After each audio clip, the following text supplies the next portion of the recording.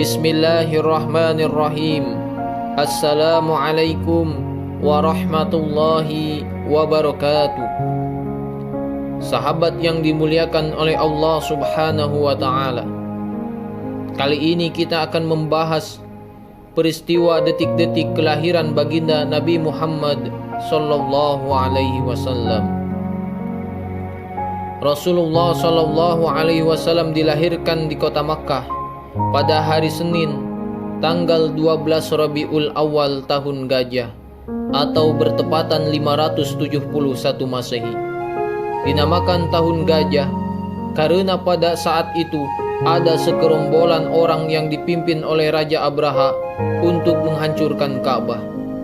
Tetapi Allah memuliakan kelahiran Nabi sallallahu alaihi wasallam sehingga mengutus burung-burung yang membawa batu dari tanah yang terbakar.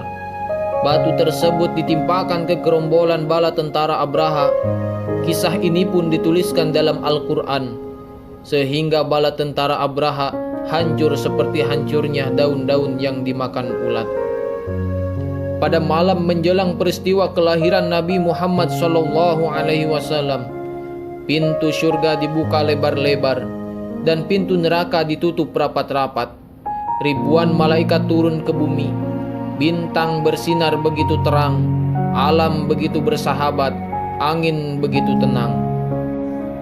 Ketika Siti Aminah mengandung Nabi SAW, tidak merasakan sakit sedikit pun.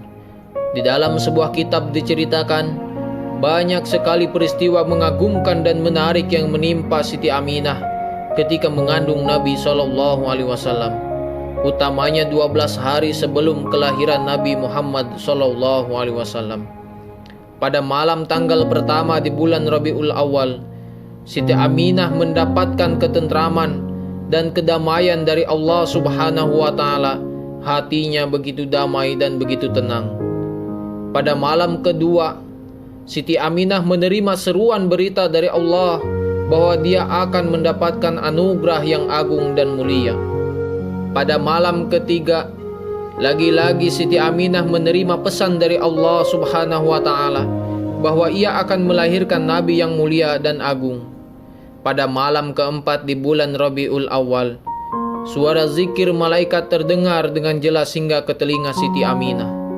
Pada malam kelima, Siti Aminah mimpi bertemu Nabi Ibrahim alaihissalam, dan Nabi Ibrahim meminta untuk bergembira karena telah mengandung Nabi Muhammad sallallahu alaihi wasallam.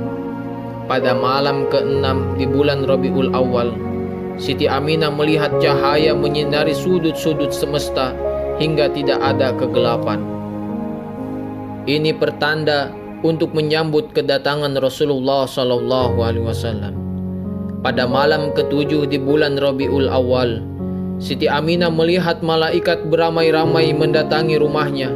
Mereka menyampaikan kabar gembira bahwa waktu kelahiran Rasulullah sudah dekat. Pada malam ke-8, Siti Aminah mendengar berita khatib yang menyerukan kepada seluruh penghuni alam semesta untuk berbahagia karena kelahiran Nabi kekasih Allah sudah semakin dekat. Pada malam ke-9 di bulan Rabiul Awal, Siti Aminah merasakan kedamaian, ketenangan karena Allah melimpahkan rasa sayang yang begitu melimpah. Pada malam ke-10, Siti Aminah melihat tanah Mina dan Thaif bergembira menyambut kedatangan Rasulullah SAW.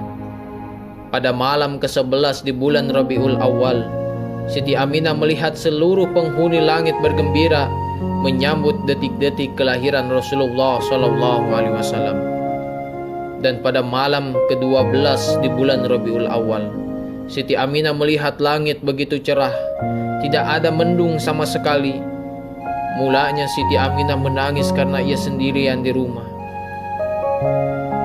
Abdul Muthalib, kakek Rasulullah SAW, sedang bermunajat di Ka'bah. Namun Allah mengutus 4 wanita untuk menemani proses kelahiran Nabi SAW. Mereka adalah Siti Hawa, istri Nabi Adam alaihissalam, Siti Sarah, istri Nabi Ibrahim alaihissalam, Siti Asyah binti Mujahid, dan Siti Maryam binti Imran, ibunda Nabi Isa alaihissalam. Ketika Rasulullah Shallallahu Alaihi Wasallam lahir ke alam dunia, banyak pula peristiwa yang terjadi. Seluruh langit bercahaya dan terang benderang, arsy bergetar, istana Kisra berguncang begitu dahsyat hingga menyebabkan 14 balkon roboh. Api abadi yang disembah umat Majusi padam. Bahkan Ka'bah bergetar selama 3 hari karena bahagia menyambut kelahiran Nabi Shallallahu Alaihi Wasallam. Sahabat yang dimuliakan oleh Allah Subhanahu Wa Taala, inilah kisah peristiwa lahirnya Nabi Agung, Nabi Muhammad Shallallahu Alaihi Wasallam. Semoga kisah ini bermanfaat untuk kita semuanya.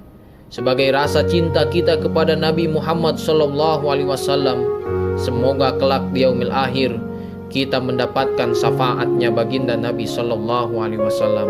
Allahumma sholli ala Sayyidina Muhammad wa ala ali Sayyidina Muhammad. Wallahu a'lam bissawab.